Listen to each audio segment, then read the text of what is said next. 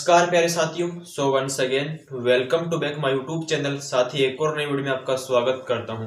साथी आज की इस वीडियो में बात करने वाले हैं जो आपका चैप्टर नंबर साथी 3 है क्लास 10th मैथ का, यानी जो आपका है दो चरों वाले रैखिक समीकरण है।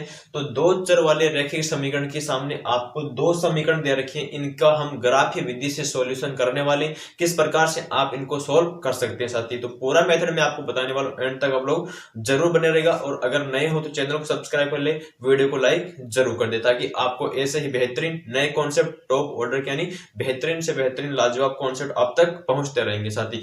यहाँ पे आपको दे रखा है कि दो चर वाले रैखिक समीकरण को आप लोग ग्राफीय विधि से कैसे सोल्व करेंगे। तो ये हमारे पास में दो समीकरण है, इनका ग्राफ पहले ही हमने आपके सामने इधर प्रदर्शित कर दिया, इसको डिनोट कर दिया है। तो अब आपको बताना होगा साथी इनका हल करेंगे। देखो यहाँ पे आपके सामने एक समीकरण है 2x + 4y बराबर क्या है 10 दे रखा है। यहाँ पे 3x + 6y बराबर क्या है 12 है। इनका पहले हम लोग सॉल्यूशन करेंगे। तो यहाँ पे पहली समीकरण से आप लोग लिखेंगे कि 2x + 4y बराबर कितना है 10 है। तो इनकी सहायता से हम पहले इसकी सारणी बनाएंगे। इसका क्या बनाएंगे साथी, जो आपके सामने दो मान निकालेंगे x और y का। तो यहाँ पे एक मान x का निकालेंगे, एक मान आपके y का हो जाएगा, और यहाँ पे इसका दो मान हम लोग निकाल लेंगे। यहाँ पे दूसरी समीकरण आपके सामने क्या दे रखी है, यहाँ पे दे रखी है कि 3x प्लस में कितना है 6y बराबर कितना साथी 12 है। तो एक सारणी से हम लोग यहाँ पर भी इसका दो मान निकालेंगे, एक x का निकालेंगे, एक y का निकालेंगे। तो यहाँ पे इसका डब्बा बना दो, यहाँ पे x हो गया, यहाँ पे y हो गया।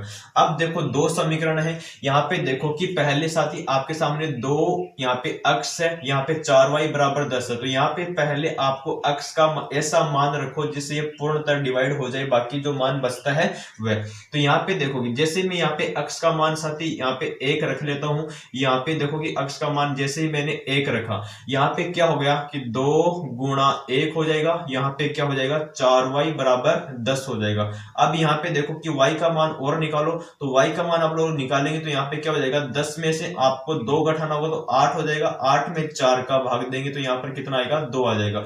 तो यहाँ पे y का मान कितना हो गया 2 हो गया। इस प्रकार से हम लोग इसको निकाल सकते हैं। अब आगे आपको क्या करना होगा कि यहाँ पे एक मान और रखना होगा। यहाँ पर तो आपने क्या रखा, x का मान 1 रखा। इस बार हम क्या करते हैं, x का मान यहाँ पे 2 रखने का प्रयास करते हैं।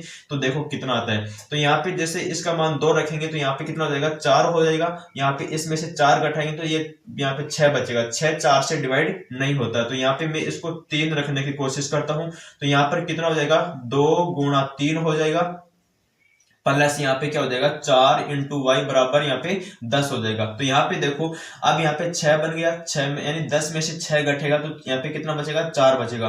तो यहाँ पे y का मान कितना आ जाएगा, यहाँ पर आपको पता है कि 10 में से 6 घटाओ। तो यहाँ पर 10 में से 6 घटाएंगे, उसमें 4 का भाग देंगे तो यहाँ पर कितना आएगा 1 आ जाएगा। तो यहाँ पे x का मान आपने 3 रखा, तो यहाँ पे आपको y का मान कितना मिल गया 1 मिल गया। तो सबसे पहले आपको इतना इतना इसमें दिखा देना है कि x के अंदर आपने क्या क्या किया है। तो एक मान x का 1 मिला तो y का 2 मिला। x का मान आपने 3 रखा तो इसका मान कितना मिला 1 मिल गया। अब सेम इसी प्रकार से यहाँ पर करने वाले, इसके अंदर देखो कि यहाँ पर कितना है 3 × में x है प्लस 6y बराबर 12 दे रखा है। तो यहाँ पे इसके अंदर x का पहले एक ऐसा मान रखो कि यहाँ पे रखते हैं कि x बराबर 0 रख देते हैं। यहाँ पे x बराबर 0 रखते हैं तो यहाँ पर कितना हो जाएगा कि 3 × 0 हो जाएगा, प्लस में यहाँ पर कितना हो जाएगा 6 × y बराबर 12 हो जाएगा। यहाँ पे इसमें से 3 यानी 0 हो गए तो पूरा। अब y का मान और निकालो। तो y का मान निकालेंगे तो आप लोग 12 में यहाँ पर क्या करेंगे 6 से डिवाइड करेंगे तो यहाँ पर कितना आएगा 2 आ जाएगा। तो यहाँ पर क्या रखेंगे, आपने x का मान यहाँ पे 0 रखा तो y का मान कितना मिल गया, यहाँ से 2 मिल गया साथ ही आपका ऐसे हो गया। अब आगे बढ़ो, एक मान और रखते हैं इसमें। देखो यहाँ पे जैसे मैंने x का मान 2 रखा, यहाँ पे देखो कि x का मान इसमें 2 रखेंगे तो यहाँ पर क्या हो जाएगा, यहाँ पर हो जाएगा 2 × 3 हो जाएगा, यानी 6 हो जाएगा यहाँ पे, और प्लस का यहाँ पर कितना हो जाएगा 6y बराबर 12 हो जाएगा। अब आपको यहाँ से y का मान और निकालना है। तो यहाँ पे 12 में से पहले ये 6 घटा देंगे तो 6 बचेगा।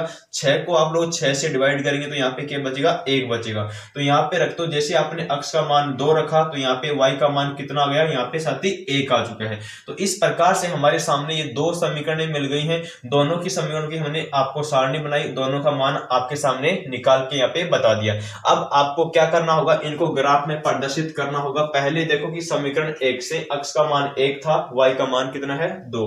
तो x का मान यहाँ पे देखो कितना हुआ 1 हुआ, तो y का मान कितना हो गया 2 हो गया। तो यहाँ पर इसको प्रदर्शित कर देंगे।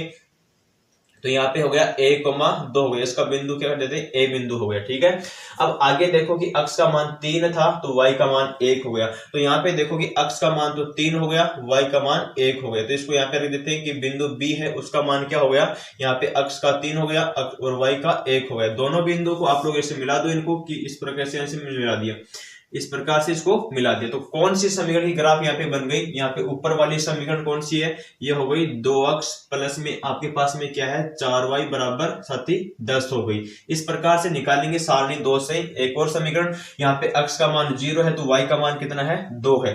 तो यहाँ पे देखो कि ये हो गया आपका, यहाँ पे हो गया कि x का मान यहाँ पे 0 हो गया तो y का मान यहाँ पे कितना हुआ 2 हुआ। इसको बिंदु देते हैं, C बिंदु हमारे पास में है। अगले में देखो कि x का मान 2 y का मान 1, तो x का मान 2 यहाँ पर हो गया और y का मान कितना हो गया 1 हो गया। तो यहाँ पे इसको रख देते हैं, ये हो गया आपका y का मान 1, तो यहाँ पे हो गया 2,1 हो गया। इसको बोल देते हैं बिंदु यानी डी हो गया।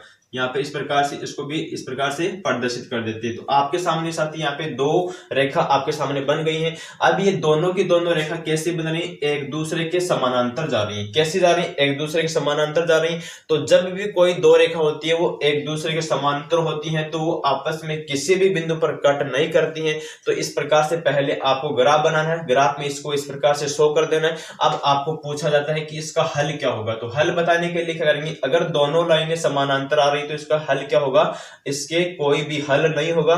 तो आपको क्या बताना है, इसका कोई हल नहीं होगा।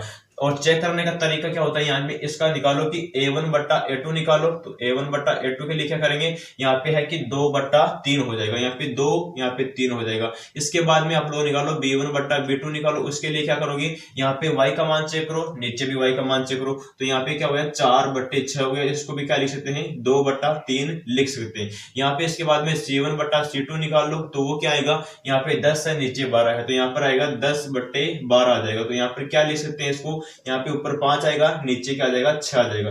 तो इसलिए आपको सामने क्या आ गया कि a1 बट्टा a2 किसके बराबर आ गया, b1 बट्टा b2 के बराबर आ गया। नॉट इक्वल टू क्या है, c1 बट्टा c2 के। इसलिए कि ये दोनों कंडीशन बराबर होती है, तीसरी कंडीशन बराबर नहीं होती है। तो उसके लिए दोनों की दोनों समीकरण होती है वो कैसी होती है, एक दूसरे के समानांतर होती है। तो जब ये रेखा एक दूसरे के समानांतर होंगी तो इसका किसी भी प्रकार से कोई भी हल नहीं होगा। तो इस प्रकार आप लोग इस क्वेश्चन को सोल्व कर सकते हैं। उम्मीद करता हूं समझ में आया होगा। नए कॉन्सेप्ट नए वीडियो के लिए चैनल को सपोर्ट जरूर करें। Thank you so much, love you all, जय हिंद।